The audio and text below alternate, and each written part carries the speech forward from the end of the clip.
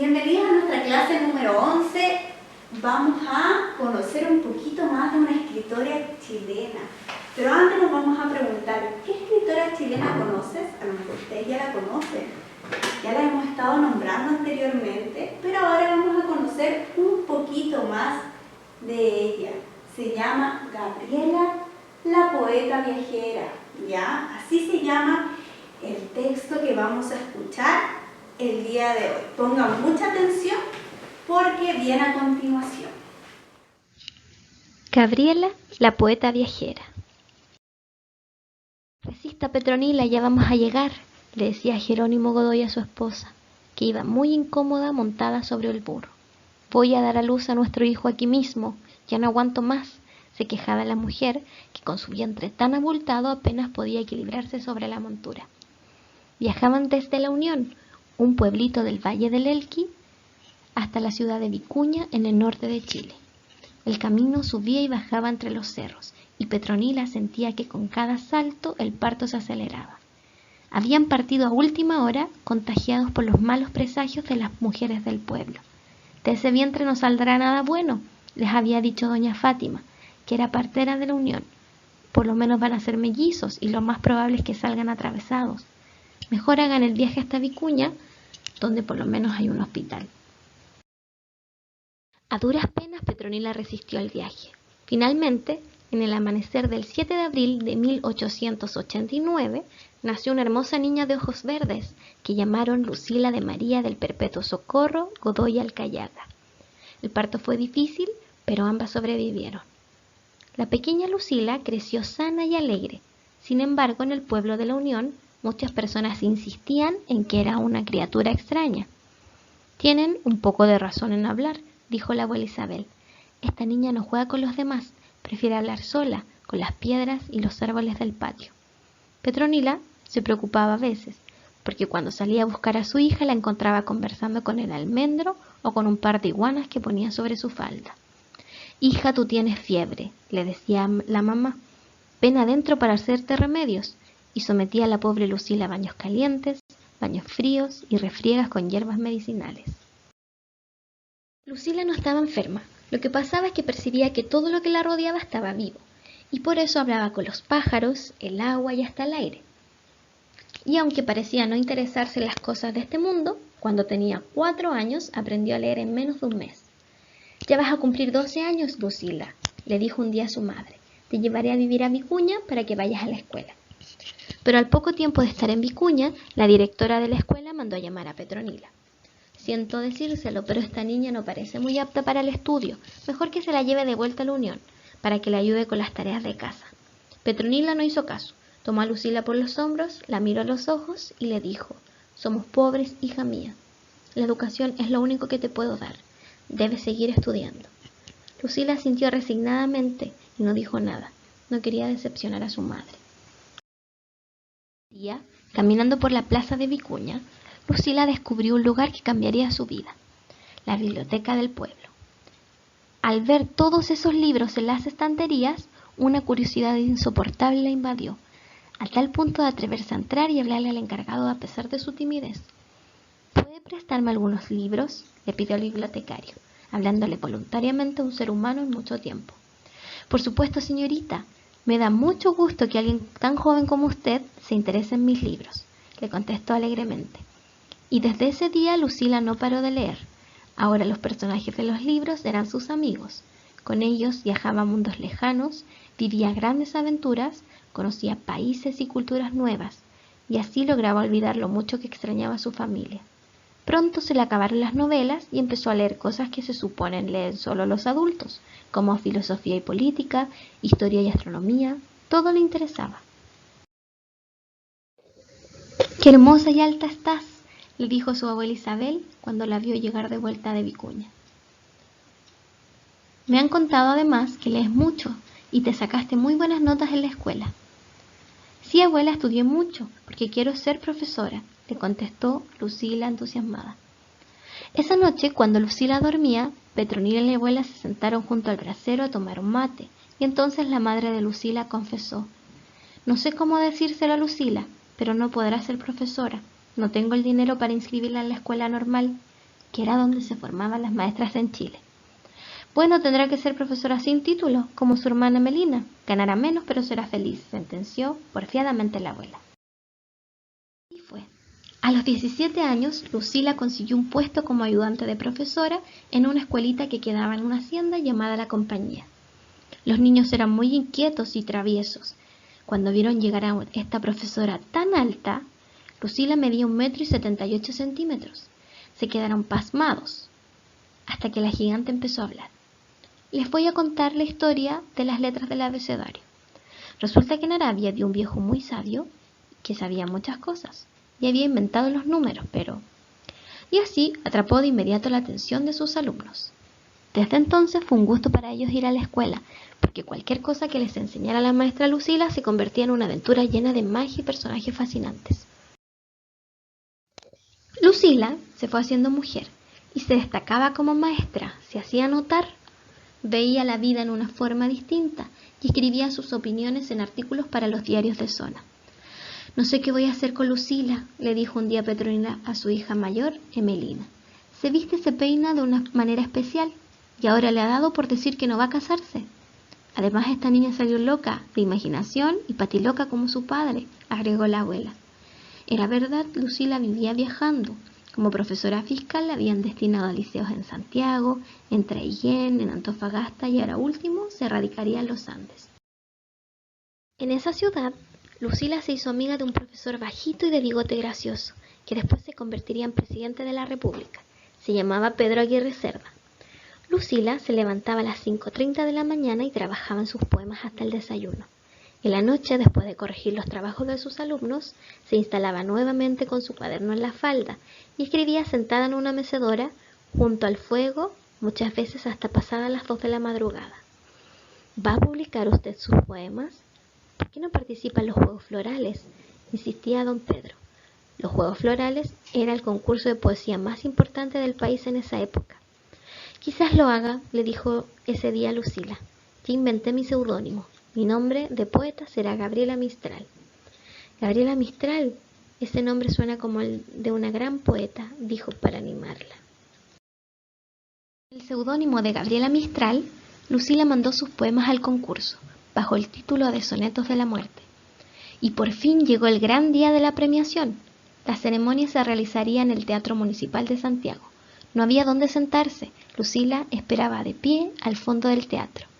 El premio consistía en la publicación del libro, y esa noche se leerían algunos poemas del ganador. Y la ganadora es Gabriela Mistral, con sus Sonetos de la Muerte, exclamó el animador. Pero Lucila no escuchó los aplausos, ni siquiera escuchó sus poemas que fueron declamados por alguien. Miraba fijamente al presidente del jurado, un hombre de unos 30 años, de barba, con aire aristocrático. Su nombre era Manuel Magallanes Mauré, y también era poeta. Él había favorecido su libro con su voto. Lucila lo había visto una vez y se había enamorado perdidamente de él.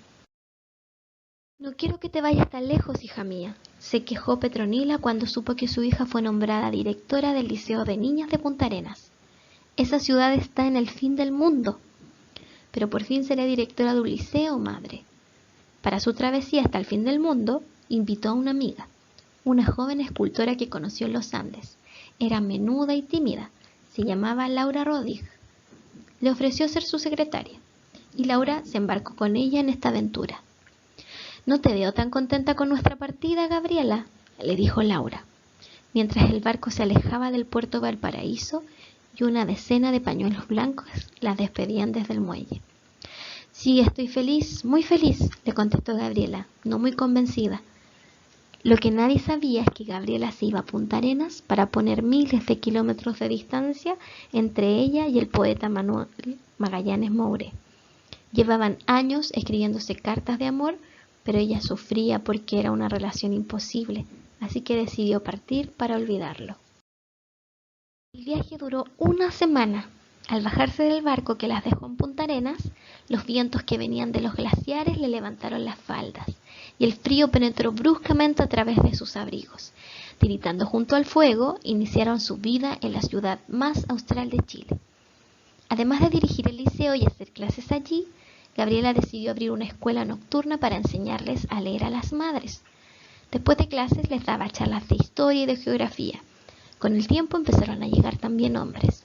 Venían desde distintos puntos del país y muchos habían llegado a trabajar tan al sur huyendo de algo, de la cárcel, de las deudas o de alguna pena, como ella. No sé si debamos recibir a toda esta gente, comentaba después de la noche Laura. Algunos pueden ser prófugos de la justicia, pero están tan interesados en aprender y están tan lejos de sus casas como nosotras, insistía Gabriela.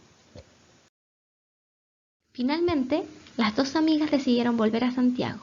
El frío y la oscuridad de la zona, pese a ser tan bella, terminó por afectarles el ánimo.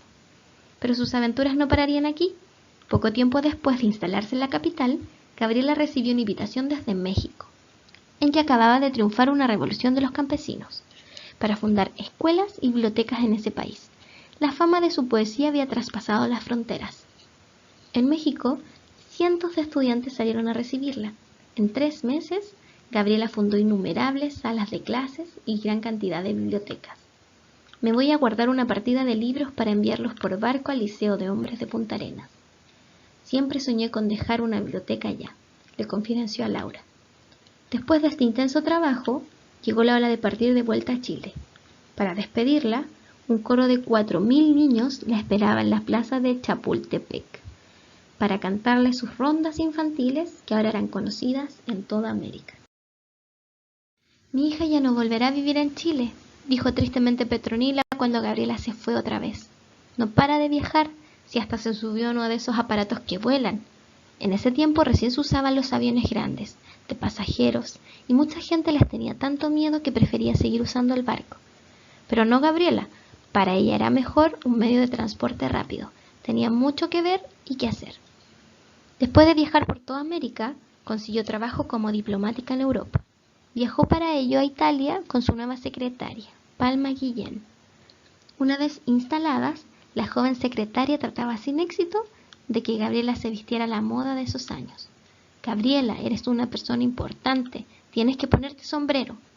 Todas las señoras lo usan y te quedan mirando. Pero Gabriela nunca daba su brazo a torcer. Después de pensar un rato, le contestó: a la cordillera de los Andes no se le pone sombrero. Y claro que se podía decir que se parecía a una montaña, alta, imponente y un poco inalcanzable. No le gustaba mucho la vida social. Lo importante para ella era escribir. Escribía en las mañanas o las noches, en las tardes no, porque no se inspiraba. Su obsesión, como muchos poetas, era encontrar las palabras precisas. Se desesperaba cuando no lo lograba. Gabriela, estás muy tensa, te crujen los dientes, le advertía Palma. Es que no encuentro las palabras, decía colérica mientras borroneaba lo escrito. Pero el esfuerzo dio sus frutos, y así terminó otro libro de poemas, que llamó Tala. Gabriela, afuera hay un hombre que dice que es tu hermano y quiere verte, le anunció un día a su secretaria. ¿Un hermano? No puede ser. Yo no tengo un hermano, al menos que yo sepa. El hermano recién aparecido se presentó como Juan Godoy, hijo de Jerónimo Godoy, su padre. Gabriela no solo le creyó, sino que le abrió su corazón y su casa. En España, Juanito, como lo llamaban todos porque era muy alegre y simpático, se casó y tuvo un hijo, pero al poco tiempo de nacer murió su madre, y Juanito no supo qué hacer con el recién nacido, así que un día llegó a dejárselo a Gabriela para que lo criara. Lo acepto, pero con la condición de que nunca vengas a pedirme que te lo devuelva, le planteó ella. Juan aceptó. Poco después se enroló en la Legión extranjera y desapareció sin dejar rastro. El niño, al que Gabriela apodó Chin Chin, era una gran alegría en su vida, el hijo que siempre soñó tener. Al cabo de unos años, su estadía en Europa se hizo muy difícil, ya que se avecinaba la Segunda Guerra Mundial. Así que solicitó un puesto en Brasil. Eligió vivir en Petrópolis, cerca de Río de Janeiro. Aquí hace menos calor, Chin Chin, y hay montañas como en Chile, le contaba al niño durante el largo viaje en barco para entusiasmarlo. Chin Chin crecía, iba al colegio, mientras la guerra seguía su curso. Gabriela seguía escribiendo poesías y ensayos sobre diversos temas, escribiéndose con escritores de todas partes del mundo y compartiendo con otros artistas e intelectuales que, como ella, habían huido de Europa. En 1943, su hijo sobrino Jin Jin estaba por salir del colegio, cuando algo terrible sucedió. Por razones aún hoy desconocidas, el joven decidió quitarse la vida. Gabriela casi enloqueció de dolor, no podía comprender lo que había pasado. En Petrópolis, Gabriela no solo vivió su mayor dolor, sino también su mayor alegría. Poco tiempo después del fin de la guerra, recibió la noticia de que había ganado el Premio Nobel de Literatura, el premio más importante que puede recibir un escritor. Al escuchar la noticia que le daban por teléfono desde Suecia, Gabriela cayó de rodillas y agradeció a Dios con los ojos llenos de lágrimas. Debía partir de inmediato para realizar un viaje de 2 meses en barco y así llegar a tiempo a Suecia el día de la premiación. Pero cuando llegó a tomar el barco a Río de Janeiro, se encontró con que éste acababa de partir. Todo parecía haberse acabado para ella. Esa tarde, el presidente de Brasil se enteró de lo que ocurría y ordenó que el barco diera media vuelta y volviera a buscar a Gabriela. La gente en Chile salía a las calles a celebrar la noticia y en Brasil muchos fueron a despedir en el puerto a la gran poeta chilena, la pequeña niña del Valle del Elqui, que finalmente se había convertido en reina.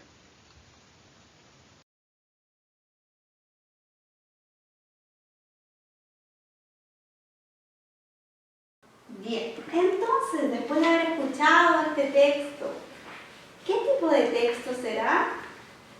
Es un cuento, ¿ya? Es un cuento que nos hablaba entonces de Gabriela, la poeta viajera.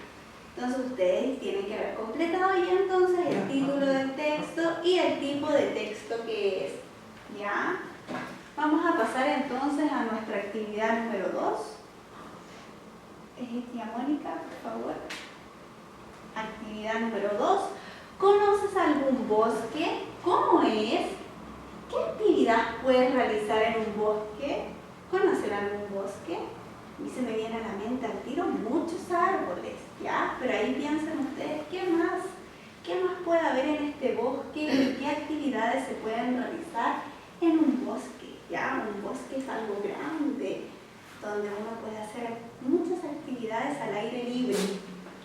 Entonces, para eso vamos a leer nuevamente en donde tejimos la ronda, van a recordar este texto que leyeron junto a tía Mónica y si se olvidaron de algunas partes, si quieren recordarlo, vuelven atrás en su texto y van a encontrarlo. Actividad número 3. Busca en el diccionario la palabra infinita y copia su definición. Acuérdense que yo les mencioné en la primera clase que nuestro gran amigo es el diccionario.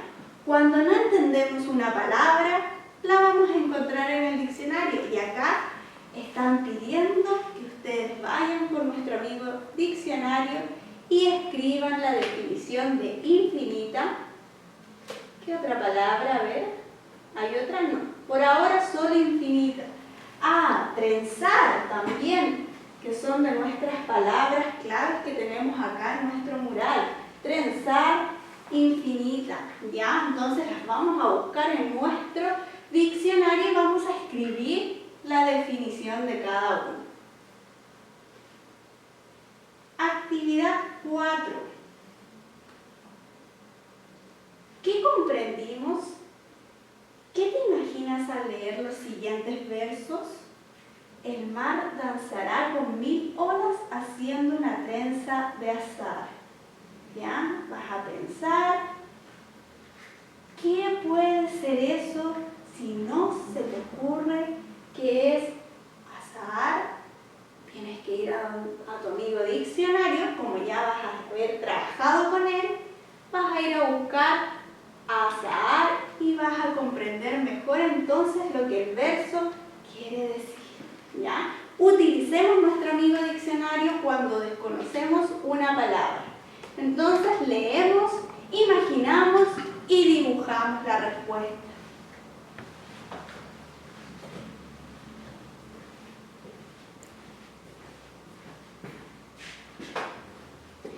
Continuamos con los sustantivos, ¿no es cierto? Tenemos sustantivos propios y sustantivos comunes, donde los sustantivos propios se escriben con mayúscula y los sustantivos comunes no. Entonces, vamos nuevamente al poema que está escrito aquí, dice, haremos la ronda infinita, la haremos al bosque iremos al bosque a trenzar, la haremos al pie de los montes y en todas las playas del mar. Aquí hay varios sustantivos comunes, ¿no es cierto?, que son las cosas. ¿Qué significa que yo debo buscar aquí? Encontremos bosque, por ejemplo, es un sustantivo común. Pie también es un sustantivo común. Montes también es un sustantivo común. Y en todas las playas del mar. Playas es un sustantivo común y mar también es un sustantivo común.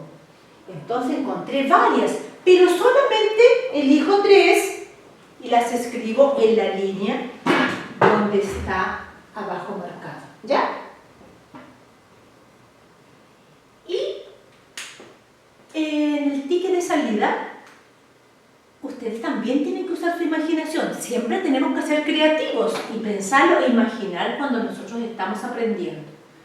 Piensa y escribe. Ahí está la foto de Gabriela Mistral, de la maestra que hacía clase en el norte en una escuela de campo. Siempre trabajó en una escuela de campo. Esa era su vocación. ¿Quién te gustaría preguntarle? ¿Te gustaría preguntarle algo en especial? Ella fue una poetisa donde disfrutaba de las cosas simples de la vida, sin mucho lujo ni nada, pero disfrutaba del cantar de los pajaritos, de la naturaleza, de los bosques, de todo lo que la naturaleza y Diosito nos entrega. Ella era una maestra muy especial, muy de alma y muy de corazón. Todas quisiéramos alguna vez parecernos un poquito a Gabriela Mistral, pero ella era lo más máximo como una poetisa. Con esto finalizamos por esta clase.